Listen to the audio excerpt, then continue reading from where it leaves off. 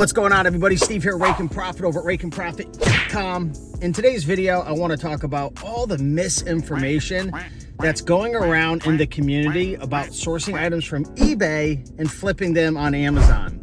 For some reason, people think that if you source an item from eBay, you're going to instantly get banned. Your account's gone. And this is spread by a lot of online arbitrage people and wholesalers and people doing PL. The reality is a lot of them are just trying to get you to listen to what they're doing so you could buy their course, invest in their workshop. You know how it goes nowadays. Now, I do want to be honest. There are risks involved with flipping from eBay to Amazon, but the way they're positioning it is very funny. A lot of people position eBay as like this risky, crazy, just like wild, wild west, insane. You're the stupidest person in the world to ever do it. But then they say thrifting is fine. You know, they'll say, you know, going to garage sales and yard sales is a great way to get started. Go to thrift stores, you know, sell your personal collection, go to a pawn shop and go find some DVDs, right? Go to library sales.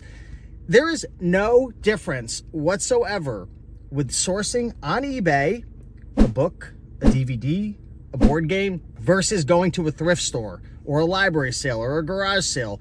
It's the same exact thing. Now, the truth is, in 2024, moving into 2025, this has been happening for probably the last year. Amazon's really been coming down on sellers who don't have, you know, can't prove chain of custody, who don't have legitimate invoices. And the truth is, if you source from eBay, if you go to a thrift store, yes, if you sell your own personal collection, you could have literally went to college 5 years ago and you sell a college textbook on Amazon, you could get hit with a counterfeit claim. You can get hit with a Section 3. And you're not going to be able to prove it because you can't show chain of custody. You didn't purchase from a distributor or a manufacturer. So this is all true. But what people have to understand, there's no difference going to a thrift store versus sourcing on eBay. Now, I will agree, if you're going after certain items like DVDs, like really hot selling DVDs, you have a better chance of getting a counterfeit claim from eBay versus a thrift store. Why? Because you have people internationally selling on eBay, right? People setting up United States accounts who are from India, right? As an example, and they're importing in all these fake books or even DVDs and selling them, so you have a higher chance of getting a DVD. But you have to understand, the devil is in the details, right? And in order to be safe sourcing from eBay with DVDs, there's rules that you follow. You make sure that, you know, say you're going to sell a certain DVD, you go make sure that there's sellers who are only selling one of a copy. You want to stay away from DVD listings where maybe it's super popular, less than 10,000 rank as an example, and maybe there's a seller who has 20 of them for sale or 15 for sale, or you look up that item on eBay, you do a reverse UPC search and you see 7 or 8 sellers. A lot of times they're like complete season DVDs, newer DVDs that they're still selling in the stores, and they're selling like 10 or 15 or 20.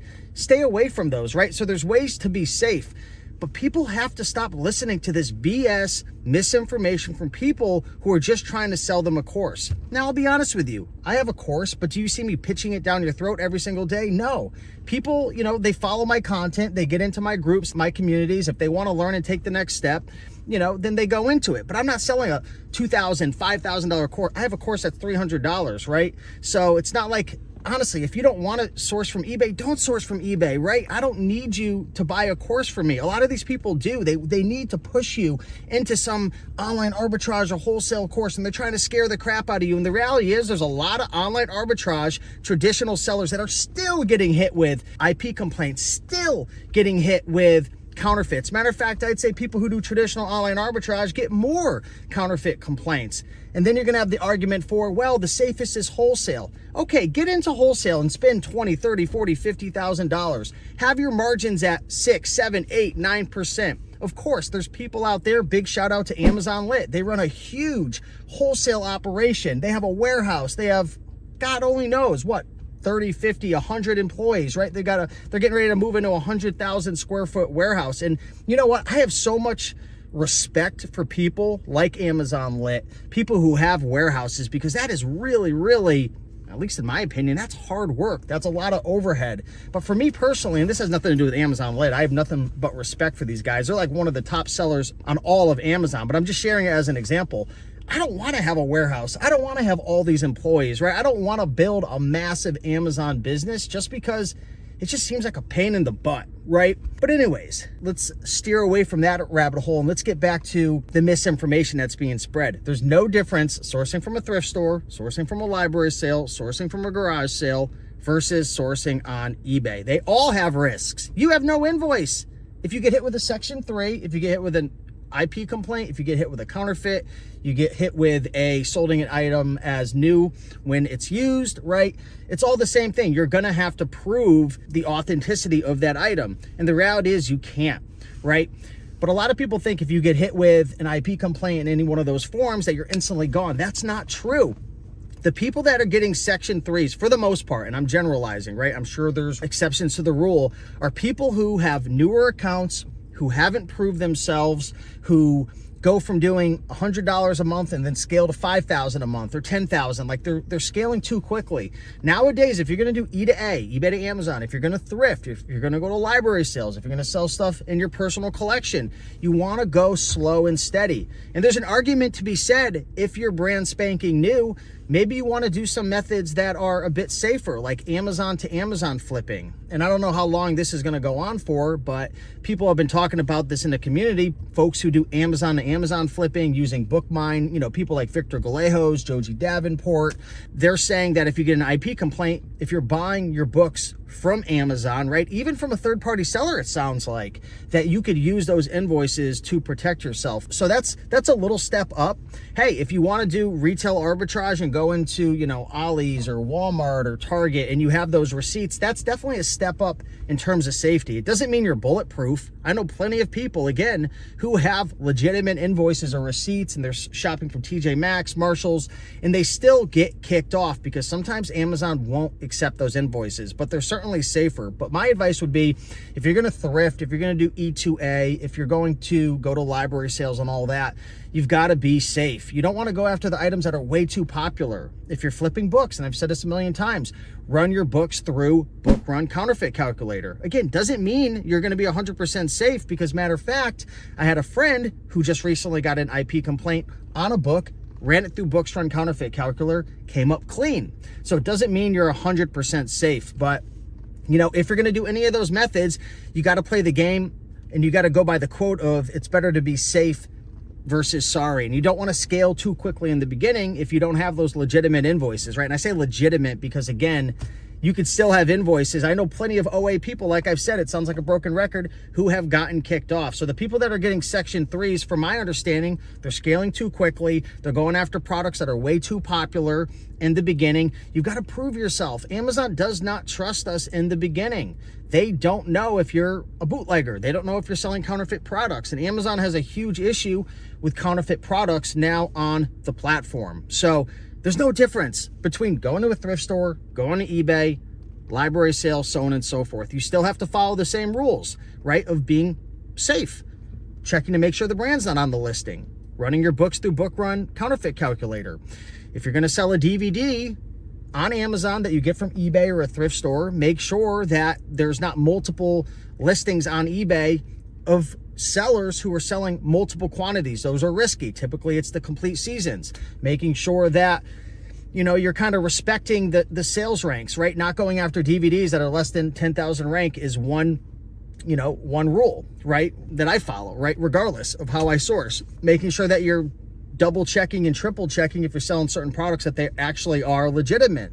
You know, if the artwork looks kind of funky, if the material looks funky, if the picture's a little bit off, if there's just something weird about it, staying away from it, being safe versus sorry. So, you know, again, don't listen to these people. There's a lot of people who just try to make eBay sound like the bad guy, but eBay's amazing, right? And again, forget about, I don't want you to buy my course. Don't even buy my course. I don't even give a crap about that. But listen, guys, eBay is incredible. There's millions of offers, and there's one thing that eBay has that library sales don't have, that thrift stores don't have, pawn shops maybe a little bit because you can negotiate, but you can make best offers on eBay. You can find deals on eBay, and there's hundreds of thousands of them sitting on eBay right now that are 20% ROI. Guess what? You can make a best offer and turn a 20% ROI into a 50% ROI like that. The eBay algorithm likes to really screw with a lot of eBay sellers. Who here sells on eBay, right? I used to. I don't really sell too much anymore, but you list up great items and they just sit. It's almost like eBay's like shadow banning you. They're not giving you traffic. You know, how many times you list a bunch of great items up and just nothing sells? There's a lot of eBay sellers suffering, and they're getting these items for $1 or $2 from the thrift store, selling it for 40. Hey, you make a best offer for 30, 32 bucks, turn a 20% ROI into a 40% ROI.